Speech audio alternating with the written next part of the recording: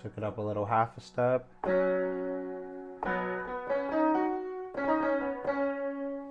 feel me? And then go up.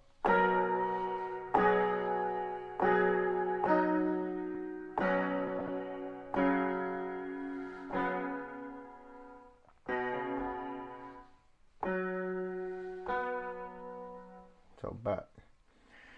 So together we got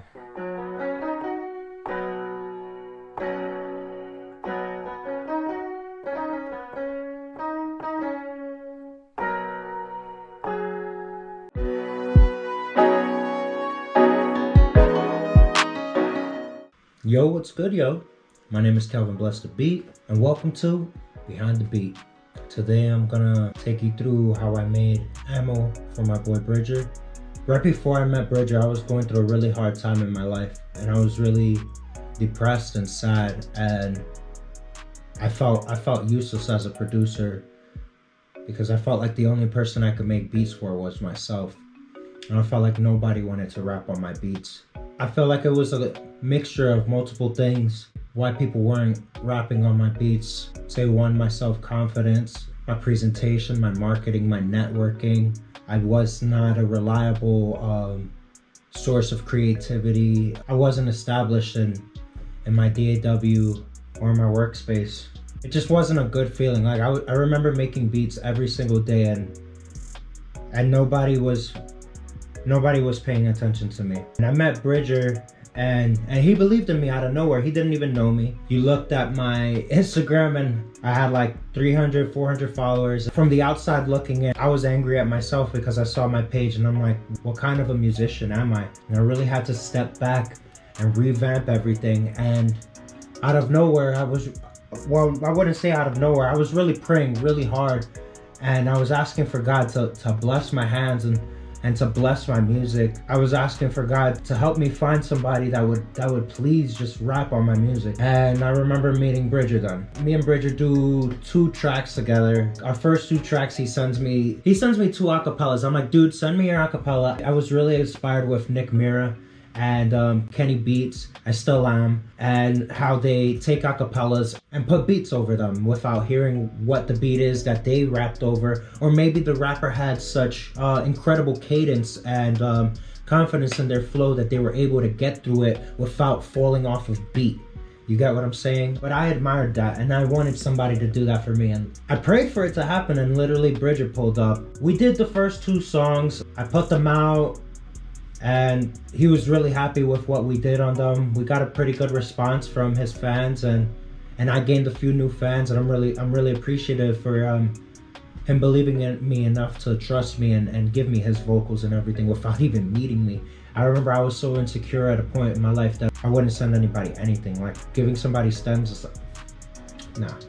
My wife actually told me to send Bridger the Sitting Under Palm Trees beat, it was called at that time. I gave it to him and called it Ammo. Like I said, I was going through a lot of stuff, and I was fighting through beat block, and it ended up being something great.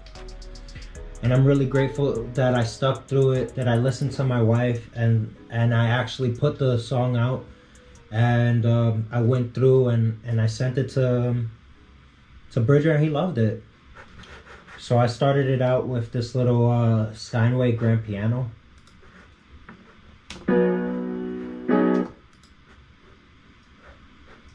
When I was playing at the beginning of this.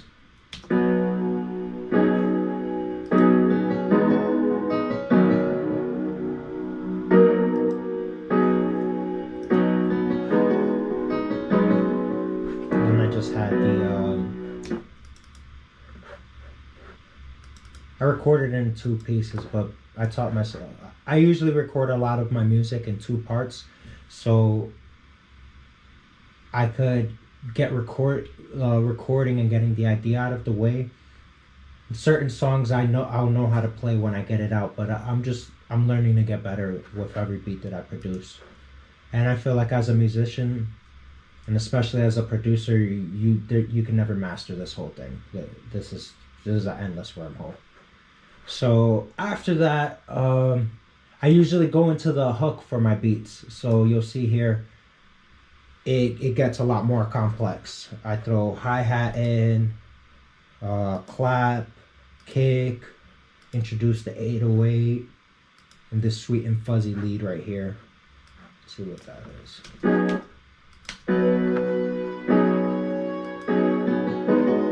Just a little alchemy instrument. I really like using alchemy instruments. I threw in this little lead here. And then I wanted, like when I'm beatboxing my drums, I was feeling like some, like a guitar kind of feeling with like the triplet flow.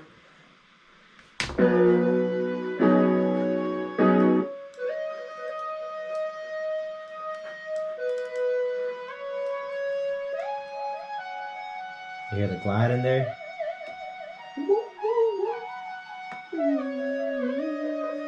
I was going crazy, man.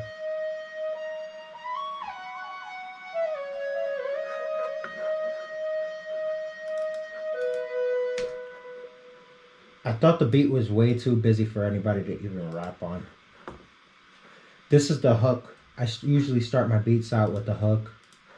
And for the second half of the beat, like here, sorry, I'll switch it up, throw an 808 in, switch up the hi-hats as you see here, mix up the claps, different things, just to keep the energy and excitement moving.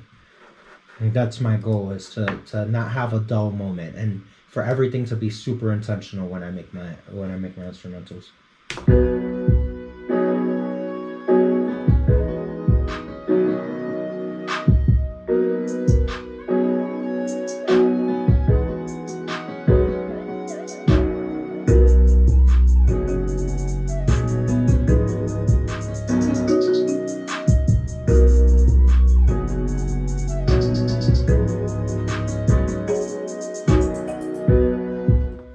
I'm guessing this beat was at the beginning of when I was learning my sauce. I don't, look at this, I don't even have velocity.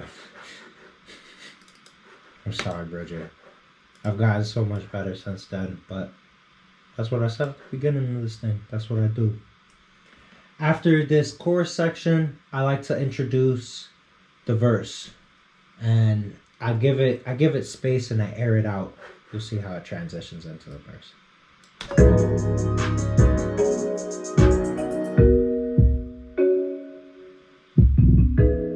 Little marimba, you feel me?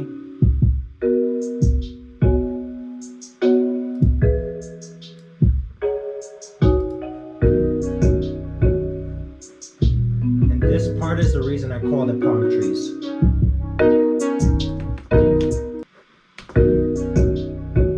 And I actually ended up writing part of the song to that part. And I don't know what else to do but think of you among the palm trees, yeah. And the shade always reminds me of you. You feel me? My bad. You feel me?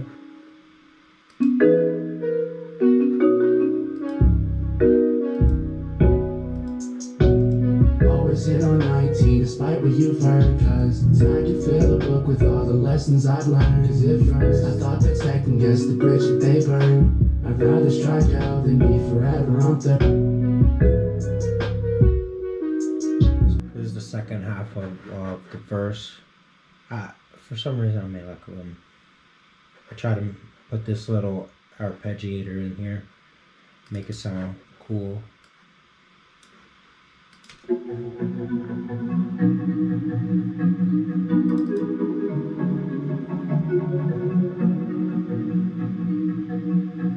Yeah.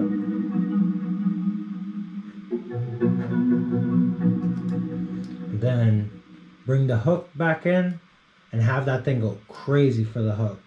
That was my goal.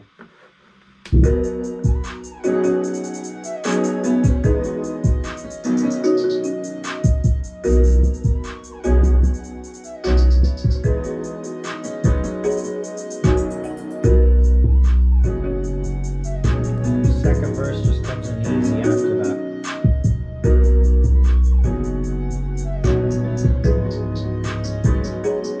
Space again. You see the verse?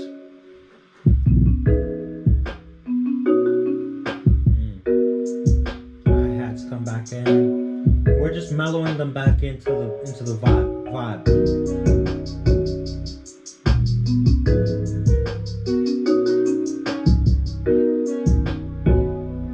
And that's where you get that West Coast bop, and then we bring it all together.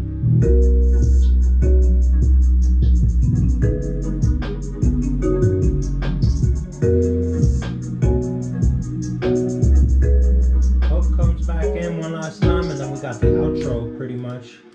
That was a wrap. I think I'm making the process sound a lot less intricate than what it really was.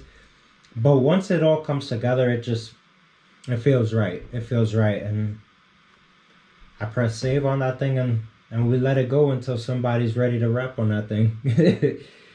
Yeah, thank you very much for tuning in, watching how I made this ammo beat for my boy Bridget Palmer on Instagram. You can find them in the links below. Make sure to follow me, like and subscribe, share with your friends if you like this Behind the Beat. I really appreciate you all. Y'all can stream this on every digital platform available, and I'm pretty sure if my boy ever comes out of California, we will be shooting a music video, or when I do go over to California, we will be shooting a music video. So stay on the lookout for that. I'm just really grateful to everybody, all the subscribers and the people that have been tuning in. Thank you, it means a lot. And we're gonna keep doing this until these hands can't play anymore. It's Kelvin Bless the Beat. Dope.